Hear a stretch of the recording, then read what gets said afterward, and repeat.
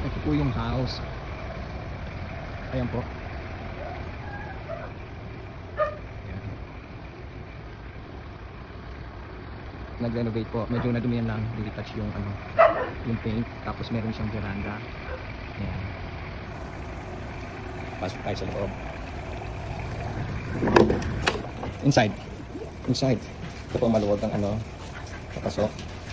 Naka-sky roof siya. Hindi lang nalinis yung salamin. Maluwag ang ano niya. Porch. Pwede nyo tanggalin ng kulungan. Yan, bagong pintura lahat. Meron kang storage. Malaki. Kailangan na may malaking storage. Yan. Malaki po ang porch kung tanggalin na po ang gamit. Yan, napinturahan na po lahat. Nilagyan po ng mga ano, mga blinds na para hindi masyado maliwanag.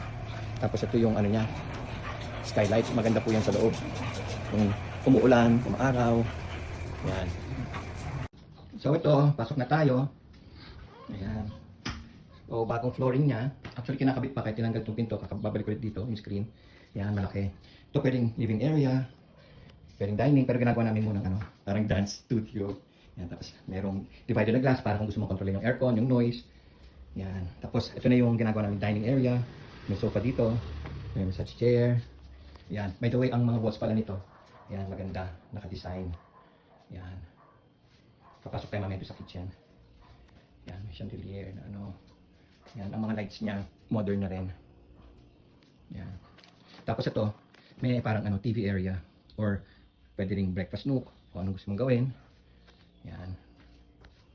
Okay. Yan. So, itong pinasok ko is yung guest room sa baba. Apat ang rooms dito. Yan. So, meron kang guest room with napakasarap na foam. Yan. Meron siyang guest room. Tapos, ito yung toilet dito sa sala. Kung ayos din yan. Okay. Bago yan. Toilet. Buo na yan. Nakahangin ano, laba. Salaminan. Yan. Tapos, paakyat ka sa stairs. Pero dun muna tayo sa kitchen. Saka doon sa isang ano. Yan. Dito tayo sa kitchen. Pero, dito muna tayo sa number ano. Yan, kasi yung ilong niya. Ayan, para maganda yung yellow. Ayan. So, meron kang powder room dito sa baba mula sa sala. Pasok. Bagong-bago pa to. May mga, hindi pa nagamit, naka-prepare ng mga outlet.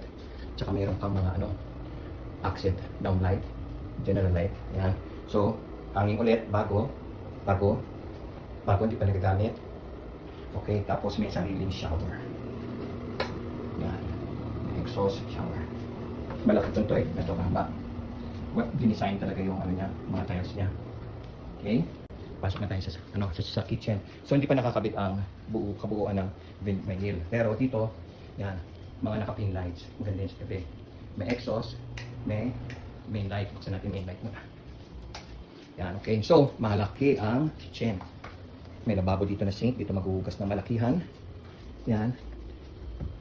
Tapos meron siyang spray, hose. Tapos meron siyang, yan ang uso ngayon. Yan, okay. Tapos meron siya sa soap. Yan. Tapos may mga cabinets, bago. Cabinets on the side. Tapos ayan, may mga ano, this slide yan. Okay. This slide yan. Bago ang counter, cabinets. Yan. Siyempre hindi naman kasama yung stove. Pero nandun man yan. Mahaba ang counter. Yan. So, laki ng ano, laki ng kitchen. Paikot yan. So hindi ka mahirapan, pwede dito ka lumabas, pumasok at sa kabila. Paikot yan. Yan ang baga convenience niyan. Paikot po yan.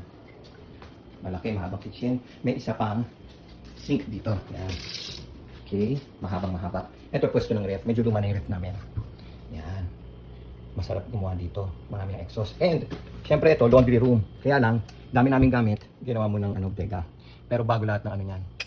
Mga kisame, mga lihaw. Yan pala kisame yan. O de, eto didikit na lang yung tiles. Siyempre dinisign din yung stairs. Ibang shade naman tong ano, para hindi ka ma-confuse sa ano, sa stairs and sa landing. Yan, white. Yan. Ganda. Okay. Cut. So, dito tayo sa stairs, paakyat. Oh, meron tayong study area. Dito, mahangin kasi pumapasok ang hangin dyan sa bintana na yan. Ayan, pwede yung gawing ano, study room. Okay, may mga cabinets. Tapos maganda ang mga doors nito. Kahoy. Yung isa pang room, pangalawa ng room to. Okay. Yan. Medyo magulo lang. Quick tour lang. Tapos ito yung isa pang room sa gitna. Sorry, medyo magulo pa. Hindi pa natatapos mag-ayos. Yan, pero malaki yan. Meron yung built-in cabinet. Yung mga doors niya. Dami yung socket. Oh, punta tayo sa... Yan. Ay, pero ayusin natin ang ilaw. Gusto ko yung dilaw. Yan. So, yan ang master bedroom. Pangatlo na itong toilet. Nakita natin. So, yan. Oh, di pull out yan.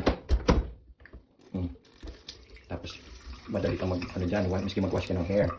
Madali. Okay. Tapos, meron kang mahabang counter. Maraming drawers.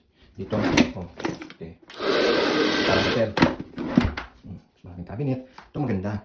Dinisign yung shower. Saka yung water closet. Oh, meron ka ditong extra light. Tapos, exhaust.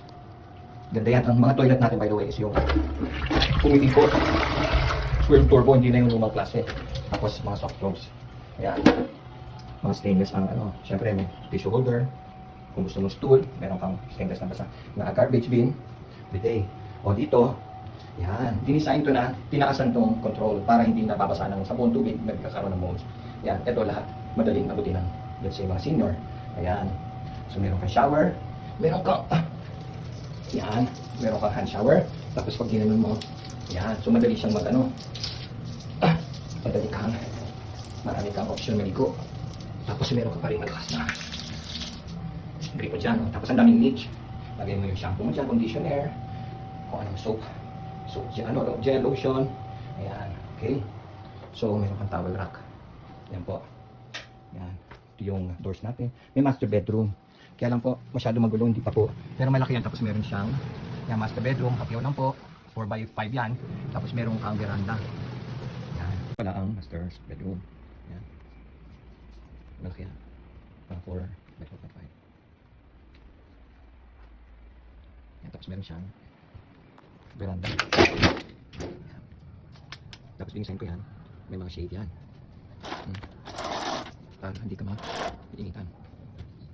Tapos magandang neighborhood. Picnic. Wala ang solar, ang skylight natin para hindi na ba-block yung kilid yung baba. Kita mo sa baba. Maganda yan natin sa baba ka naman nakita mo yung ulan. Ayan. So meron yung spiral staircase, baba. Ayan. May dito.